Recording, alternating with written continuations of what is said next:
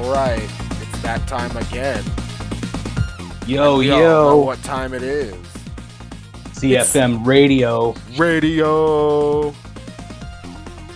All right, this is Vector. How are you doing, Drix? I'm doing good, man. Got to play some games this weekend. Had a good time. Sweet. What were you playing? Little bit of a... Okay, I've been hearing about the new Horizon game for PS5, and I like how the DLC takes place in Los Angeles. So I picked up Horizon Zero Dawn. I never really worked my way through it, and I'm kind of more in the mood for it now, to be swept away by those cinematic cutscenes and dramatic, storytelling and beautiful world. I'm ready to be immersed into that a little bit more than I was when I first picked it up. Now that the sequel's out, of course. Of course. Yeah, and a little bit with of the LA DLC. Yeah, that's just got to represent. And we love to see it. We're vain like that. Oh man, that's kind of why I want to get Dead Island too. It's just there's just so many games, and it's funny. Horizon Zero Dawn is a great game. I love that game. I played it on the PS4. Not when it came out, a little bit after it came out. I got it on sale, I believe, because when that game came out, another game was around that time. A little game. I don't know if you heard of it. It was called Legend of Zelda: Breath of the Wild. Oh yeah. No, definitely some stiff competition as far as open world adventures. Yeah, and I guess we were coming full circle again, Drix, because I have been jamming out on The Legend of Zelda: Tears of the Kingdom.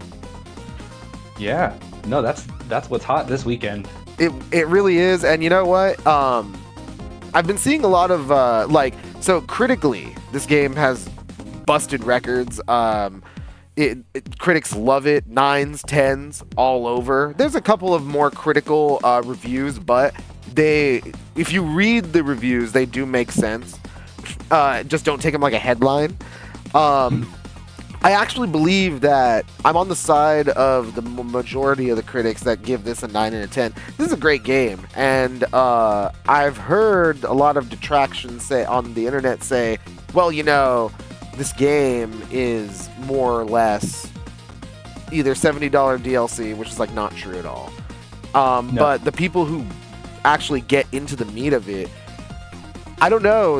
A lot of the complaints seem really minor, like complaints with the story, complaints with the pacing, and but everything else, I feel as though the story is very Zelda. If you've played a Zelda game before, it's same kind of deal. It will feel familiar. Yes, very familiar. Much more, funny enough, much more familiar than Breath of the Wild, right? In this game, you have to go through the 4 dungeons, get through there. You're fighting Ganon, the Demon King. You know what I mean? He's back full force. He's in the trailer. It's very much more closer to home, and all those familiar tropes are the things that I see ultimately people complaining about, which is very strange to me. But at the end of the day, I love this game. I didn't think I would like the crafting. I'm not a big fan of crafting in games. I'm not a Minecraft guy. I'm not a Fortnite guy. I'm not anything like that. I don't like making my own survival fun. Right. The closest thing to crafting I come is don't starve, right? Down with don't starve. You can do that together. Yeah, you could do that together. But this game just, I don't know, man. It captures the curiosity factor perfectly. When I'm confronted with an obstacle, I am more than likely to say, what's around me and what can I make really quick? What kind of devices do I have on me? Can I just get over this with a fan? I mean, I do still see a lot of Breath of the Wild glitches, and I will pick up Breath of the Wild now that the sequel is out. I've had it, of course, but I just haven't put enough time into it. But yeah, I will try some things out, because I heard they got rid of a lot of those in the new game. You can't use your shield to climb walls and do crazy surfy, bouncy physics things. They might have toned that down a little, but it's definitely sparked my curiosity. I mean, perhaps just a little bit. There's plenty of glitches. I'll tell you that. There's plenty of things to look for, especially if you're digging into it, looking for it. But either way, great to hear that we've both been playing games. Let's jump right into the news. So, Drix, I gotta ask you, how do you feel about games being at $70? I don't mind it. I know building a game, especially a AAA game, is a huge undertaking and takes years and lots of people. And those people that work on it, you know, a lot of them deserve to get paid well and maybe even better than they're getting to make these like beautiful works of art that take years of their lives. But at the same time, I can't tell you when the last time I bought like a $70 game was. I think it was a Final Fantasy. I think it was the Crisis Core or 7 Remake. Those are the last like full price games that I bought, and it doesn't happen very often. So it'll definitely slow down the purchase rate to some degree. But yeah, it's kind of expected now, I guess, or at least 60. But 70 is what's coming, huh? Yeah, well, I mean, it's been around for about a year and a half now, and you know, Sega kind of feels a little bit in the same way. They feel like the market needs a little bit more data. From the Sega Sammy English website, the Q&A PDF that is titled Major Questions Regarding Financial Results touches on the subject. From the document, it asked about games priced at $69.99. Sega's response was, in the global marketplace, AAA game titles for console have been sold at $59.99 for many years, but titles sold at $69.99 have appeared in the last year. We would like to review the prices of titles that we believe are commensurate with the price increases, while also keeping an eye on market conditions. Also, for titles that are planned to be offered via subscription services, revenue made via contract deals are also included in sales figures. So we would like you to be aware that when these figures are divided by the number of units, there is an apparent impact on the increase in unit price. And, you know, while it's important to note that Sega is under a lot of pressure from their investors because they didn't hit their fiscal targets for the previous fiscal year, this response could mean they're wary of the entire pricing practice to begin with.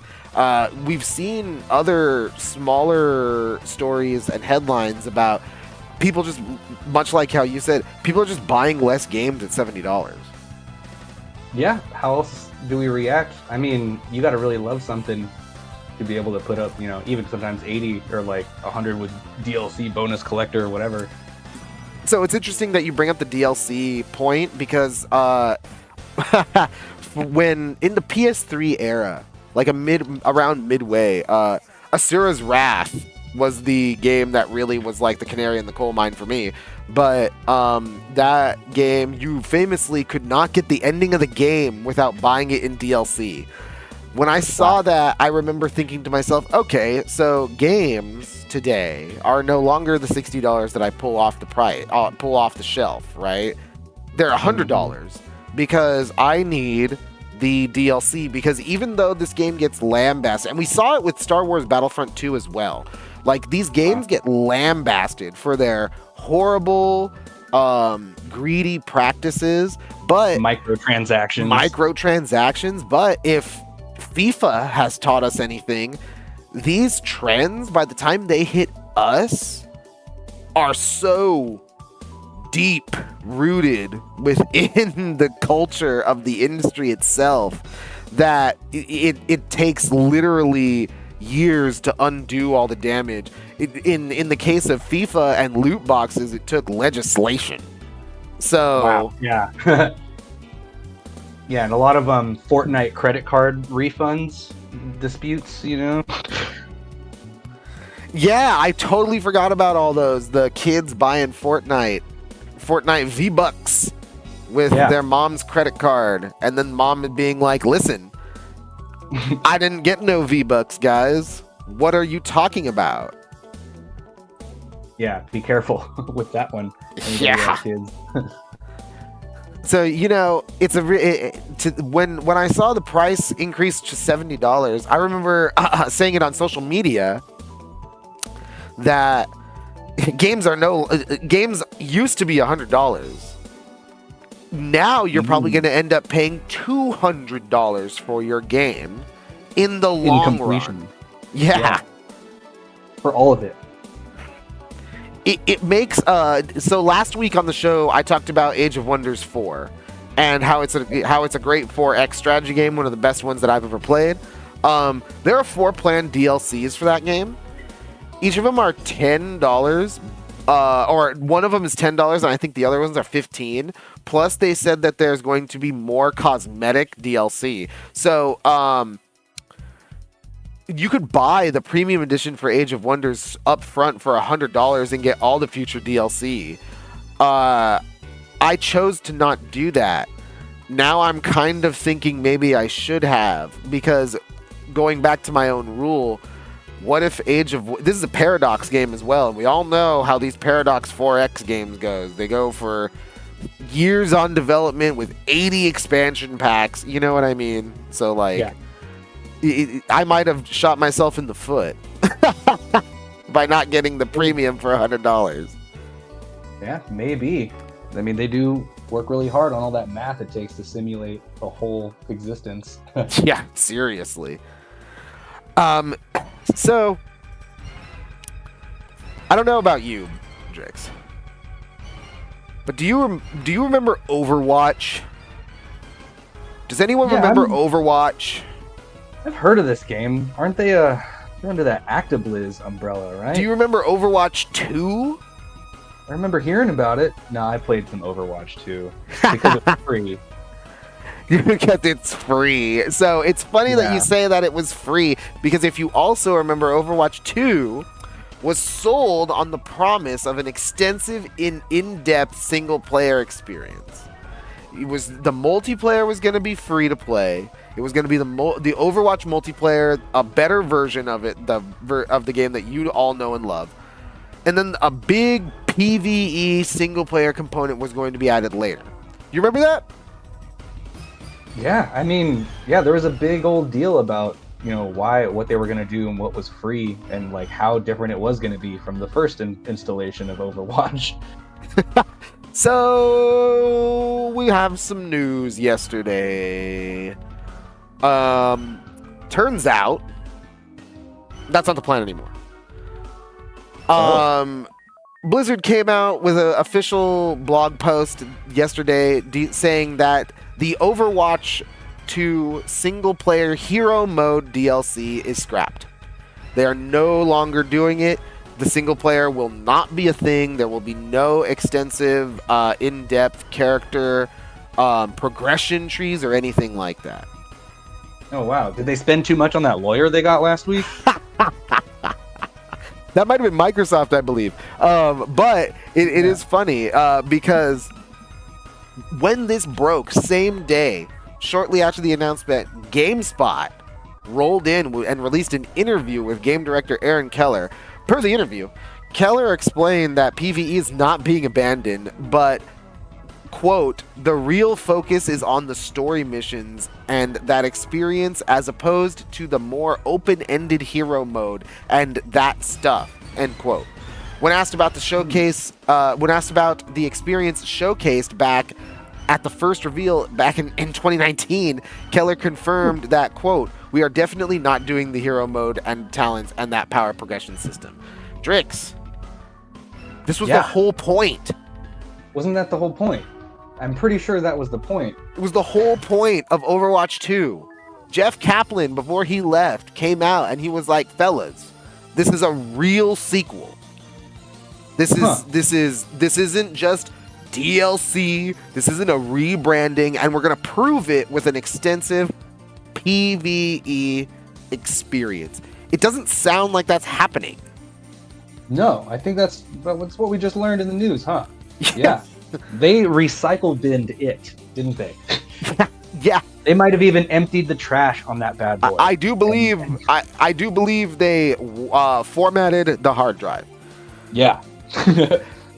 Man, and that would have been fun. I might have really enjoyed that. Either a single player campaign or like also PvE multiplayer. Like there's a lot of good examples of that going on. Right. There's a lot of good stuff. It doesn't seem like much of a stretch. Like if anybody could do it, it would be them, but they're not going to give us the goods on this one. I don't see at all. Why. At all. Mm-hmm. So digging into the interview a little bit more, essentially what they're saying is, in different points, is they're going to bring this back and refocus the idea behind the PvE into the mission-focused storylines. So it really sounds like I don't know how long you played Overwatch, but they had a lot of these little events sprinkled around. Yeah. Like every other month, you know what I mean? Yeah, and they would have PvE missions, sort of, and like little story things. Yeah, I've done a few of those. Yeah, it sounds like we're just gonna get that. Oh. Sounds like it's just over and over and over. Just different spins on these little missions. Yeah, I mean, it might be compelling if they made them story related for like character lore, but what do I know? Yeah, I feel like, that might just be more work than what Overwatch is worth now. Yeah, I mean, at this point, I just don't know.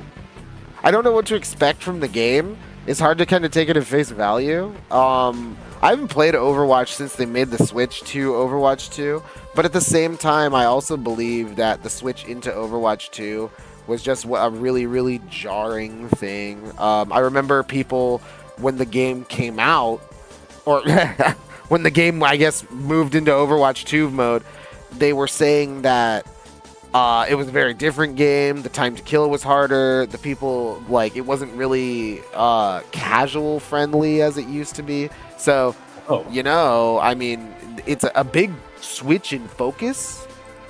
Yeah, definitely. So I just don't know what to. Maybe Diablo 4 will be better, right? Yeah, here's hoping. Maybe Diablo 4 will just be better. Maybe that'll be the hit. What would you rather hang out and do with your friends, Right. Play some Diablo or play some Overwatch. All right, yeah, let's get...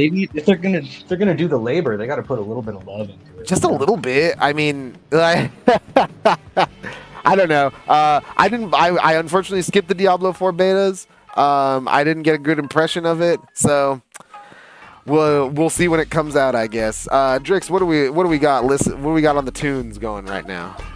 Man, you remember Beyond Good and Evil? Yes. That had a fun, interesting soundtrack. Right now, we got the Mama Go Garage. Sounds good. So you're listening to CFM Radio.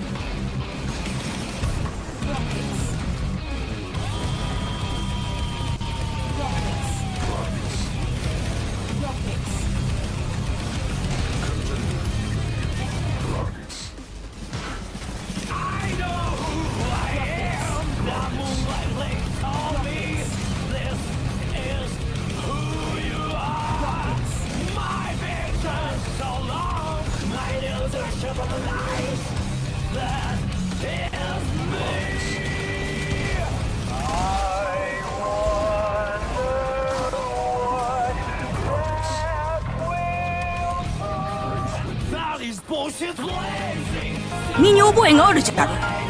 青き衣？まさか。そうじゃ、お前には青き衣をまといし友がおるであろう。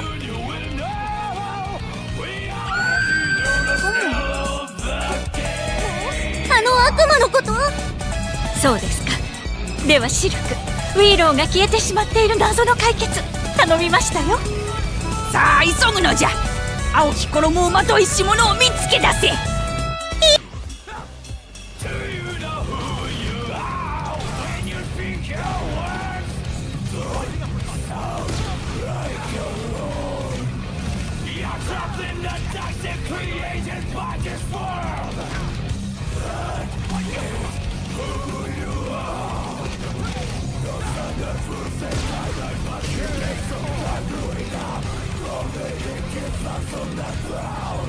That is bullshit.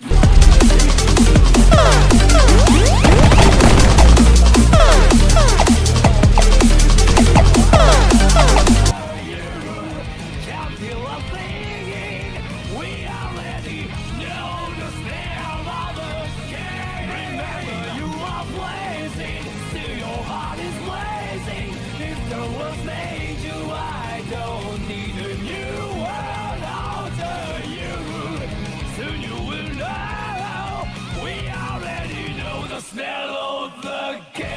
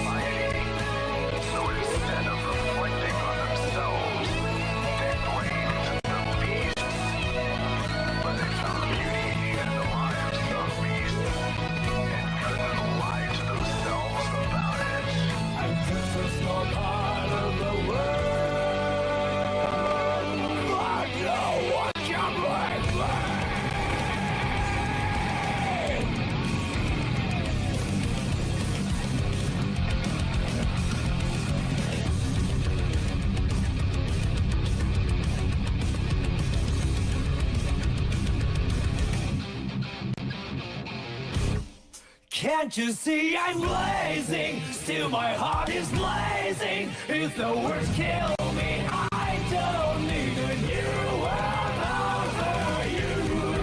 My tongue is my word. Your words will never let me disappear. That is bullshit blazing. Still my heart is blazing. If the words kill me, I don't need a new world over you. We already know the smell of the, know the smell of the, know the smell of the, know the smell of the game.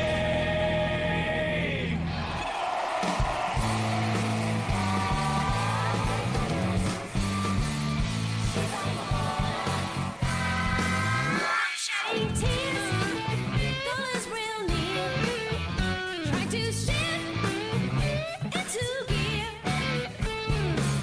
That's when I see you coming,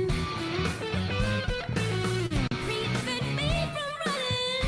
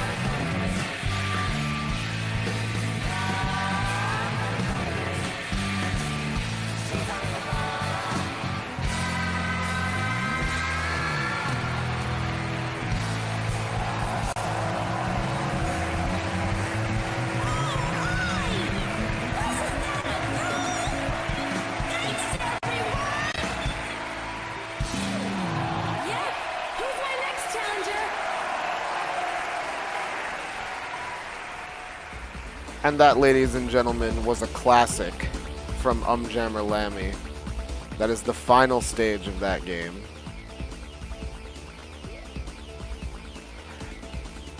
All right. Man, good times. Great times. I rented that one. I rented that from Blockbuster. I know I did. I own that bad boy. I found that bad boy used at a Funko Land. Nice. Oh man, too bad those aren't still around either. Right? Back in my day, it was a Funko Land.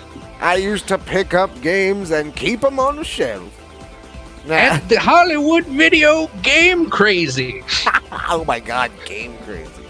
Speaking of game pickups, I know everyone's probably playing Legend of Zelda, but if you want to pick up some new games this week, we do have you covered.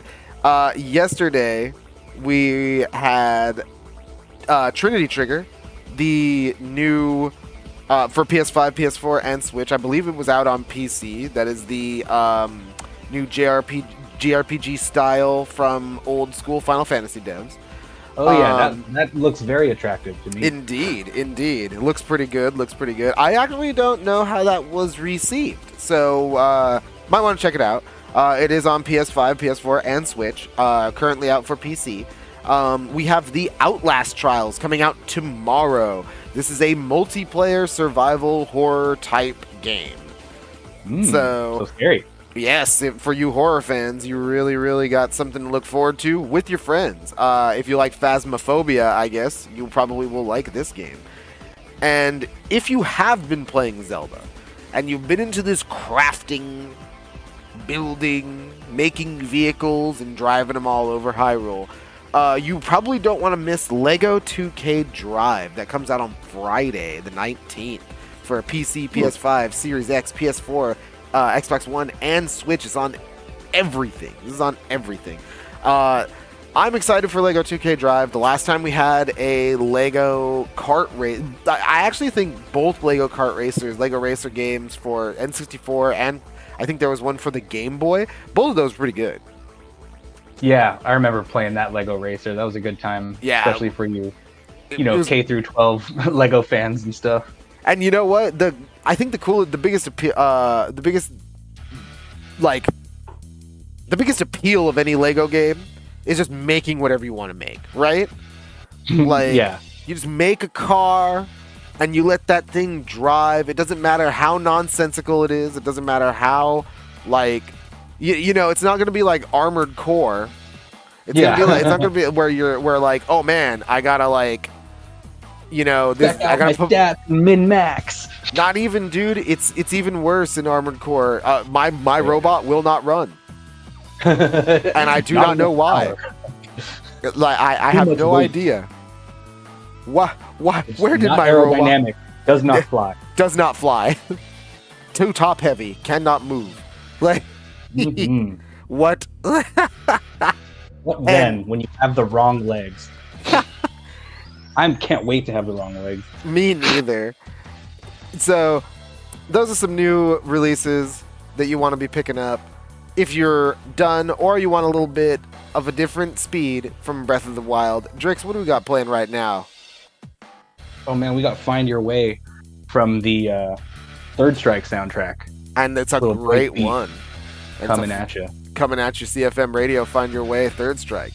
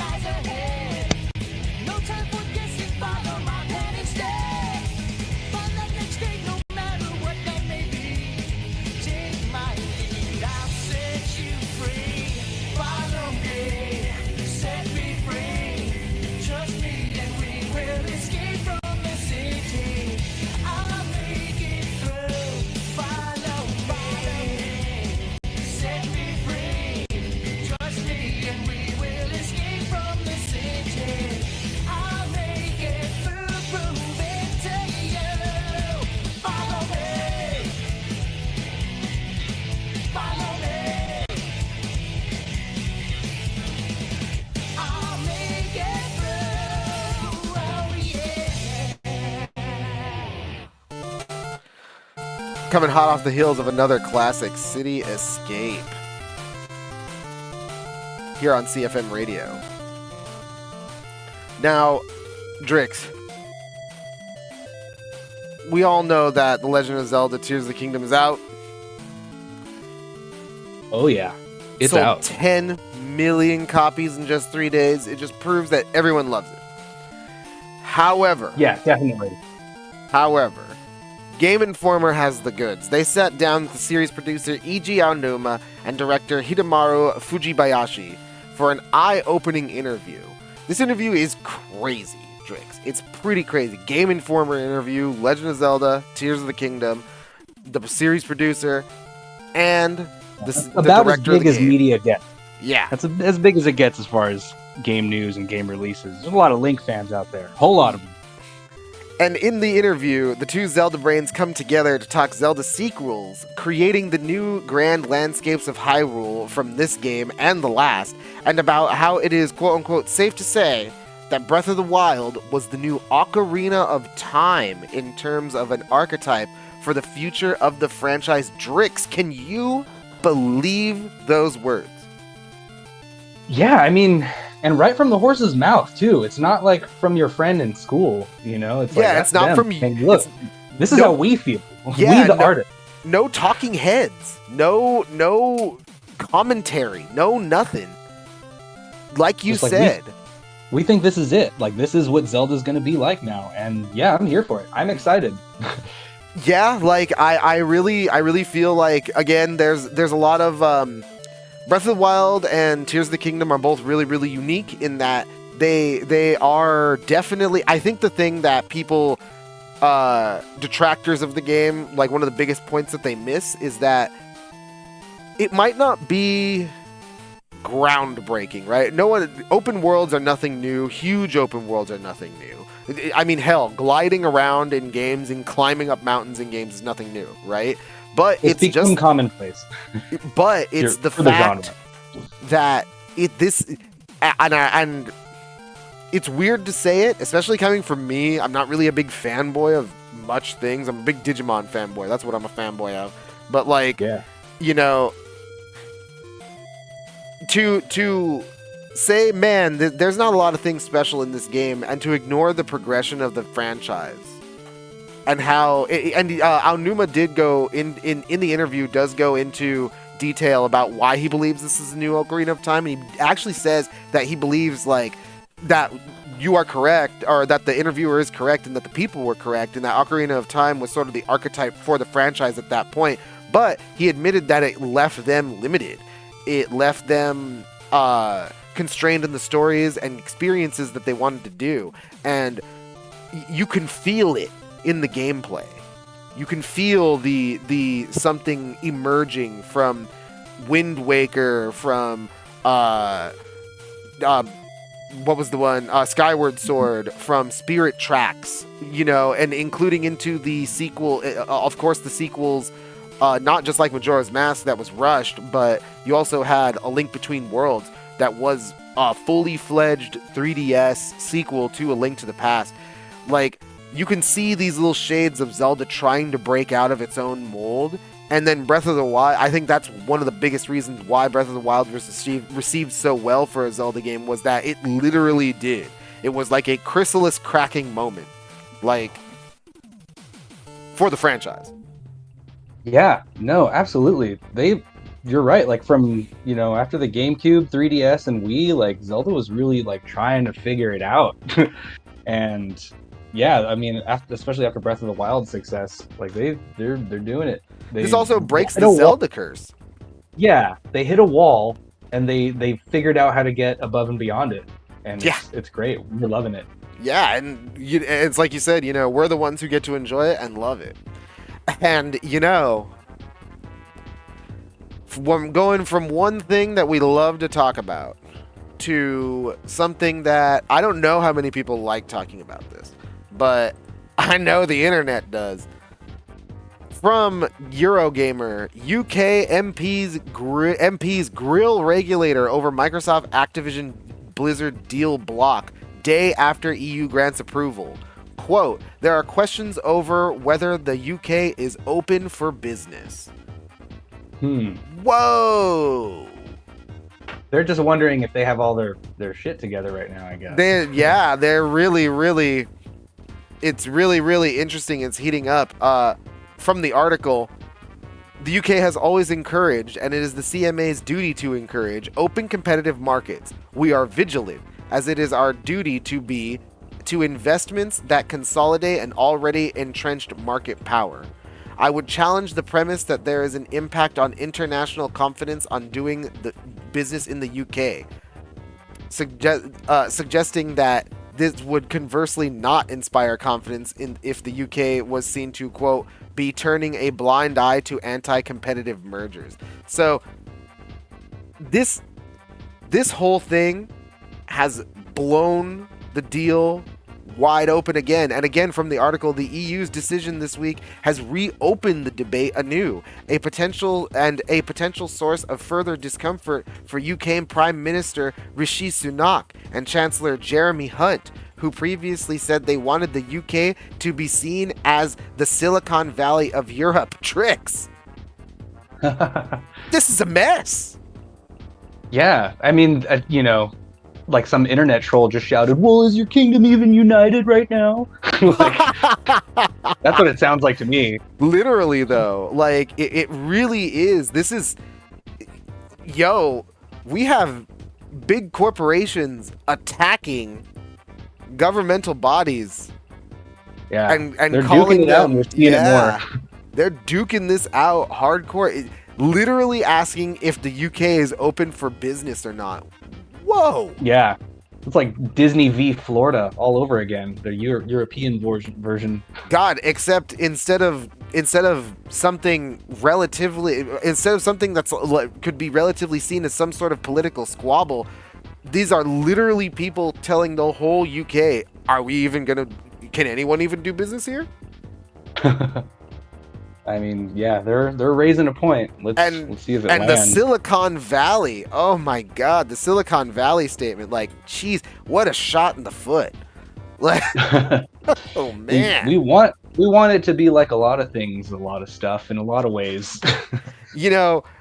Again, digging back into the article, the deal being blocked in the UK, Eurogamer also says that the Activision boss Bobby Kotick says blocking the UK Microsoft deal would leave post-Brexit Britain looking like, quote, Death Valley. Oof. That sounds like financial ruin for somebody. Wow. The gloves truly are off. That lawyer is hired. Yeah. There's this game stuff is starting to sound more like British Parliament. Yeah. Just a war of sharp words.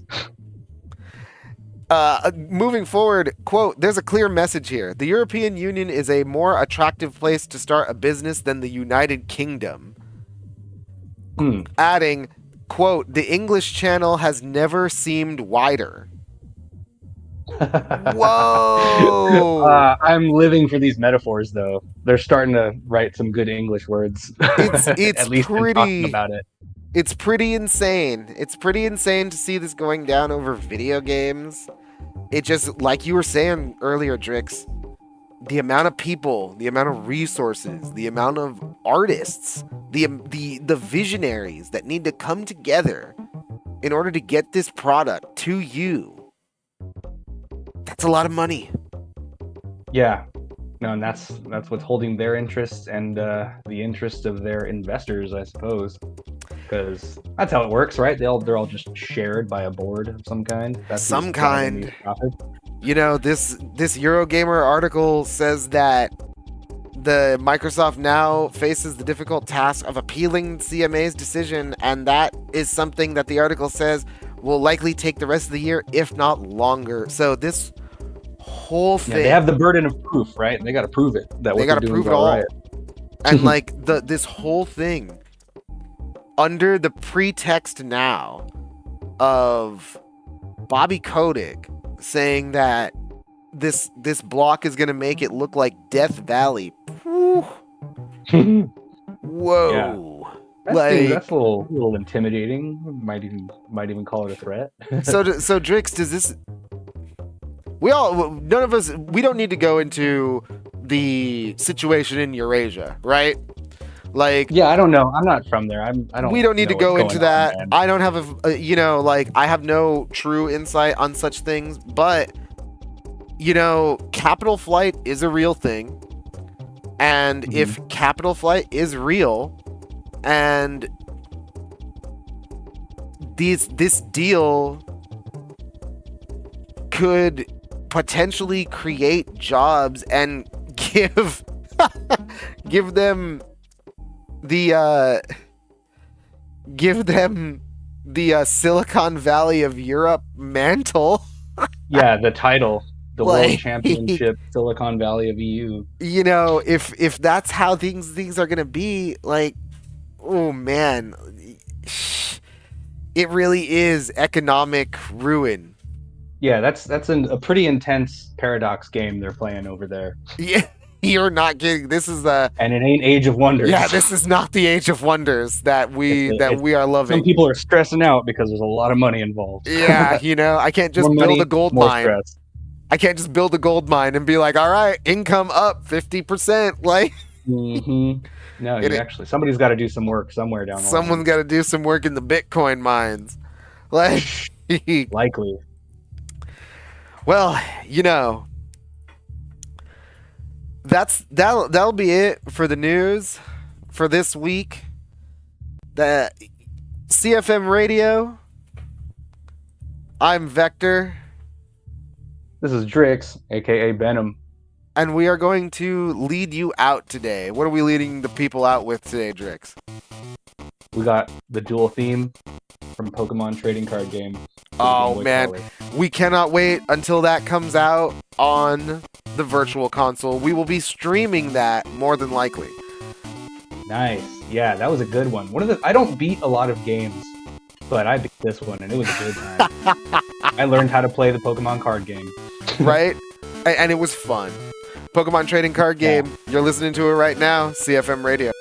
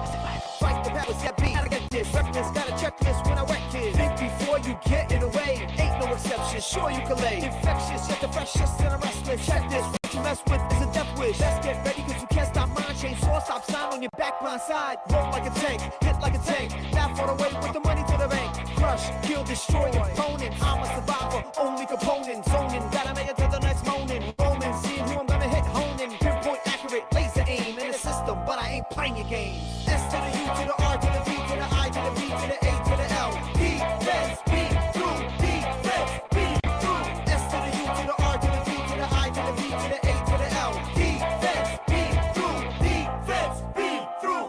To the victim, go to spoils. Walk the thermometer, blood will boil. Down I'ma ride, and I don't hide. Rock to the death, I will survive. You don't wanna get a little taste of Jack, so face the facts and break them back, so shake the tax. Run through, hit 1, 2, 3, 4 down at the same time. Be damned if I lose and they try to take mine. Gotta get cash, feel deep on arrival. I will take the spot in your title. Rifle, blast ya, strike like asthma. Give me my space, yeah. Fight cause I have to, so I'm a slasher. If you wanna chase, yeah, I won't leave a trace, yeah. S to the U to the R to the V to the I to the B to the A to the L. Defense, be through. Defense, be through. S to the U to the R to the V to the I to the B to the A to the L. Defense, be through. Defense, be through. Fight the powers that be. Gotta get this. Reckless, got a checklist when I wreck kids. Think before you get in the way. Ain't no exception, sure you can lay. Infectious, yet the freshest and I'm restless. Check this, what you mess with is a death wish. Let's get ready cause you can't stop mine. Chainsaw, stop sign on your back blind side. Roll like a tank, hit like a tank. Laugh all the way with the money to the bank. Crush, kill, destroy your opponent. I'm a survivor, only component. Zoning,